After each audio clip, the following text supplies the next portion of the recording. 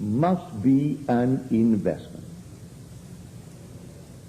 So if you're riding on the streetcar, you're riding on a bus, don't idle the time, close your eyes to the obvious, it's not altogether attractive, and carry on your inner dialogue. And invest that time. By the time you get to your destination, you've invested wisely between getting on the bus and getting off, if it's only 20 blocks away. And you spent that in a very wise manner.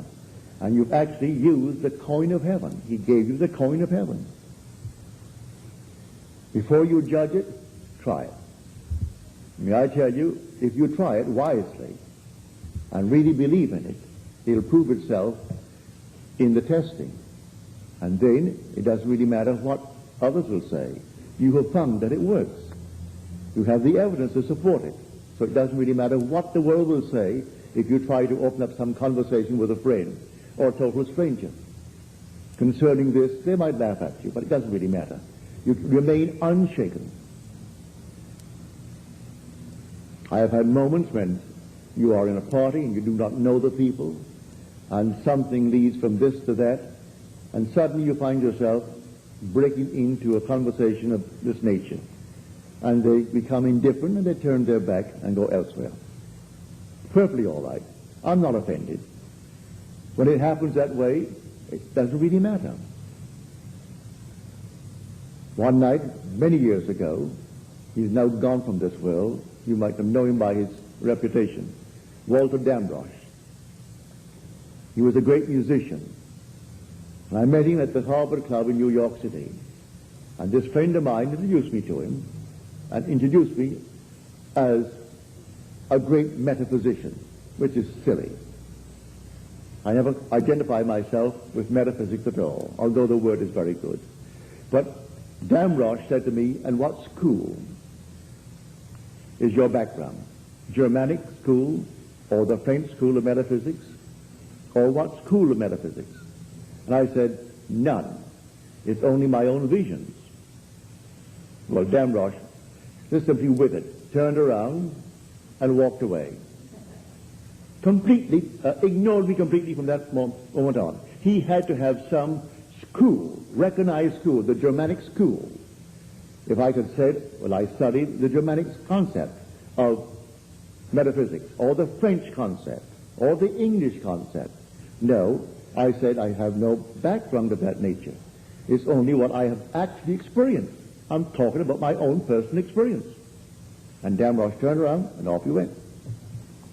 And that was his meeting with me for just one short little moment. Now he is gone, and my friend who introduced me to him, he is gone too from this world.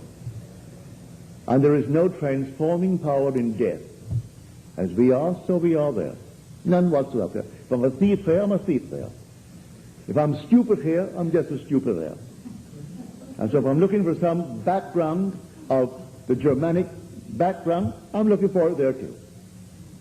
And you'll go blindly by, and he'll walk by, and no one will recognize him.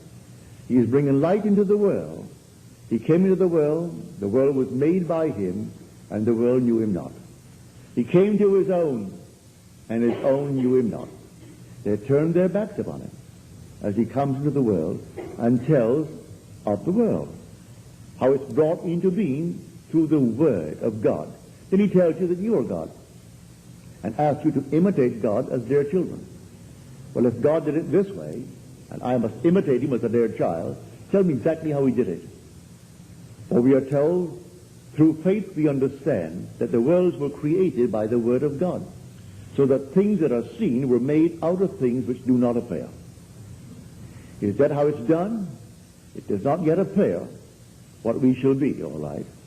But I will assume that I am what I would like to be, and it has not yet appeared. Is that how he did it? Yes.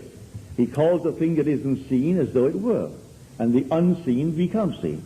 Well, now I'll do the same thing if I must imitate him as a dear child. So it is not yet real in my world that I am the man that I like to be.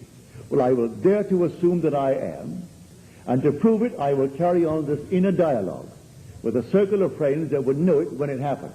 But I'll carry it on not as something to be, something that is already. So I'll carry it on from the premise of the wish fulfilled. and sleep in that assumption just as though it were true and see how it works. Then it works. And when it happens, it all happens in such a marvelous way that you think it would have happened anyway.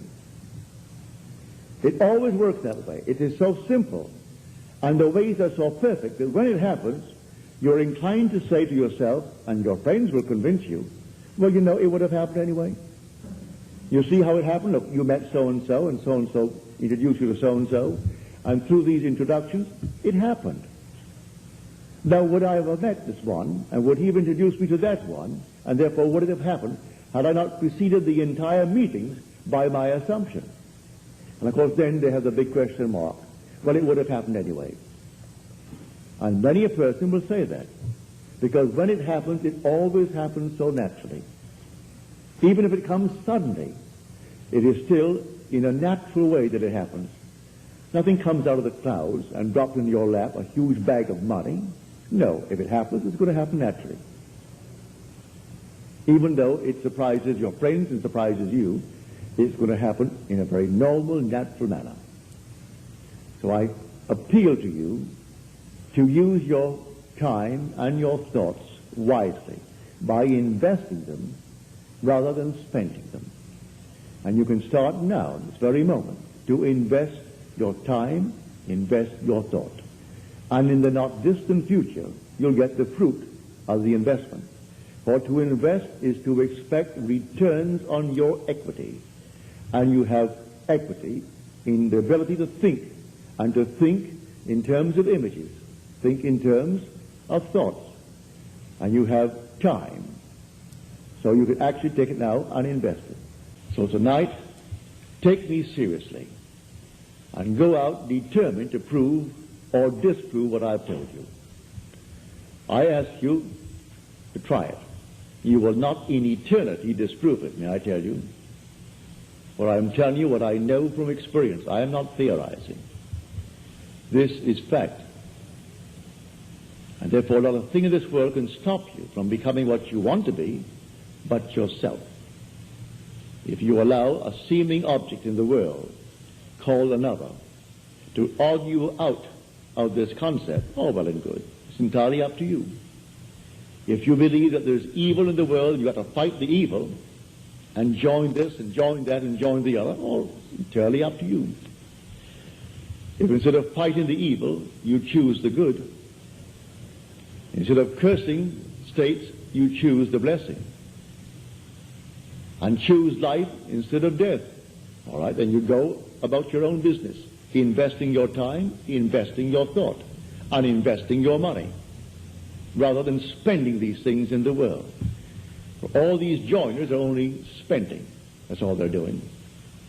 And they're the ones who get all the publicity in the paper. And the paper from beginning to end is based upon a negative state.